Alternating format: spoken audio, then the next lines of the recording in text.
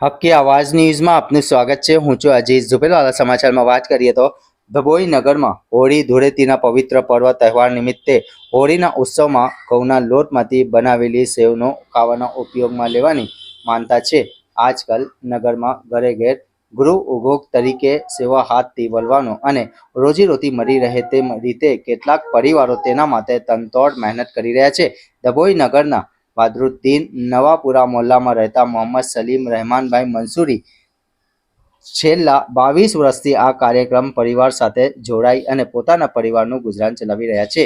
તેઓને પૂછતા જણાવ્યું હતું કે હાલ કાળની મોંઘવારીમાં અમારા આ ઘઉંની સેવાઓ બનાવીને ઘરમાં વેચવામાં મંદી આવે છે, પરંતુ આ ઘઉંના લોટની સેવની ગરાકી છેલ્લા નીકળે છે। રિપોર્ટ રફીક મંસૂરી।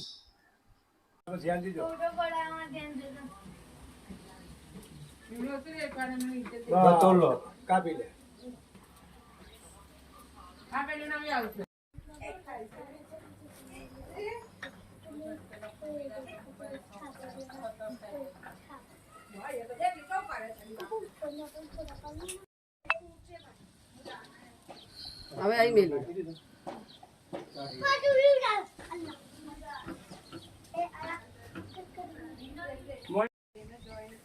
ઓકે આ સેવાનો ધંધો ડભોઈમાં નવાપુરા બદરુદ્દીન મેલ્લામાં કરીએ છીએ વર્ષોથી, મારા બાપ દાદાના વખતથી।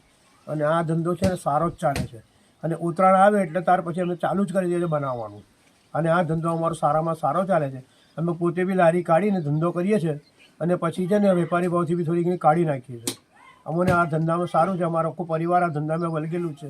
ત્યાં પરિવાર સહકારથી અમે ધંધો સવારમાં 8 વાગ્યાથી ચાલુ કરી છે, 12 વાગ્યાથી સેવો પાડીએ છીએ। આ કેટલા ટાઈમ પહેલ તમે આ સેવ બનાવવાનું ચાલુ ઉત્તરાયણ જાય એટલે તરત ચાલુ કરી દઈએ છીએ।